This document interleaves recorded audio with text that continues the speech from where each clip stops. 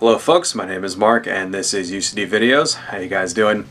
So way back in the 80s, before Street Fighter 2 came along and the one-on-one fighters dominated the arcades, the side-scrolling beat-em-up style game was very popular. Think Double Dragon, Final Fight, Golden Axe, stuff like that. And the first of these was a game called Renegade, which was made by a company called Technos of Japan, and was a heavily westernized version of a game called Neketsu Kona Kunio-kun, which translates to Hot-Blooded Tough Guy Kuino, which was a game about Japanese school gangs. It has led to a very long-running series in its own right.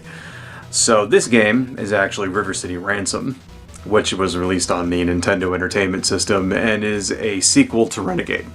So the visual style of the game has actually changed a lot from Renegade. They've gone for more of a cutesy, super deformed kind of look with the characters, like it's this weird universe where squat little marshmallow people just enjoy beating the crap out of each other and stuff. The gameplay is somewhat different from other side-scrolling beat-em-ups, the difference being that this is more of an RPG and less of a straight action type game. As Alex Orion, it's your mission to roam the streets of River City and beating up bad guys with the goal of saving Alex's girlfriend, because that was pretty much the plot to every game back in the 80s, right? So this game allows for two-player simultaneous play, which was very nice back in the day. It actually showed a lot of what the NES can do. Progress was saved by what is quite possibly the most annoying password feature ever. I mean, look at how many goddamn characters this thing has. It's freaking ridiculous. The actual fighting is deceptively grueling for a game which looks so cutesy and innocent. Each street is run by a different street game with names like the Internationals or the Cowboys or the generic guys. Each game has a specific t-shirt color. And what's really cool is that each sprite is actually different, which is something that you didn't see in a lot of NES games from this time. If you notice, compared to, say, Double Dragon 2, just like that game, there's a limitation where you only seem to get two enemy bad guys on the screen at any given time, but if you look at this game, they actually have different faces. Whereas in, say, other games such as Double Dragon 2, it would be two clones of the exact same bad guy. So that was kind of cool. It kind of made it look like there were more people than there actually were. Your best bet is to get them all lined up and take them down all at the same time. You know, they generally get more difficult as the game goes along. Really, it's not anything that's too tough. You have your basic punch, kick, and jump and kick attack, but you can get more moves from reading kung fu manuals that you obtain from various bookstores throughout the game. Speaking of which, the different items you get from the stores is really what sets this game apart. It gives it an RPG twist. It really makes it fun to kind of go through and find all the different shops in River City and see what you can find. So there's different shopping districts, which you find a number of different stores, bookstores and hamburger joints and sushi restaurants and even a music store. Each one of these stores, there's different items you can buy with the money you get from beating up the gang members, because each time you beat a guy up, he has to barf up a couple of quarters. Cool thing is that all the items do something to boost your stats, which is really cool, and so the fun part is running around town buying all the different things in order to max out your character. Now for some bad stuff, like I said before, there doesn't seem to be any more than two bad guys on the screen at any given time.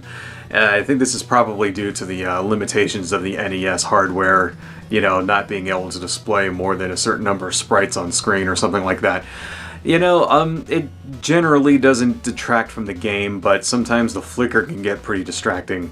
The game is rather short and somewhat linear. You generally go from left to right, encounter a boss, stuff like that, and they're pretty much impossible to beat until you power your character up. So the problem is, without the grinding to get all the power-ups and things, you could probably complete the game in 10 to 15 minutes. Really not that long. Without sufficiently powering up your character, you don't really stand much of a chance, but by the time you get all the manuals, your character is essentially invincible. I was able to beat the last boss on my first try without even really getting hit. You know, there's certain moves, a couple of them which look really cool, like one's the Acro Circus, another one called the Grand Slam, and they pretty much make your character invincible. You know, which really does a lot to kind of ruin the progression there. You know, it doesn't get progressively hard as it goes along. It's hard until you get the right power-up and then the game becomes too easy. The game does get a little repetitive at times with a lot of grinding to get all the power-ups and continuous looping of the same music over and over, but that's not really anything you won't see in other 8-bit NES games of the time, you know. It does have a lot of replay value, though, for completists. Going through, getting all the different power-ups, getting all the items, eating all the food, stuff like that. You can spend a lot of time just running around, grinding, getting money, buying stuff, and it's actually pretty fun. So this is a staple classic, which I think everybody should have. I was actually very impressed with it as a kid, mainly for the fact that I was underwhelmed by the NES translation of Double Dragon, which I thought was kind of crappy, it being only one player and all. And this one kind of made up for it. You know, you had 2-player simultaneous play, a lot of depth to it, you know, a lot of different combinations of items and moves that you can do and things like that. And it's very, you know, deceptively involving. And I think everybody should own it, so adios, folks.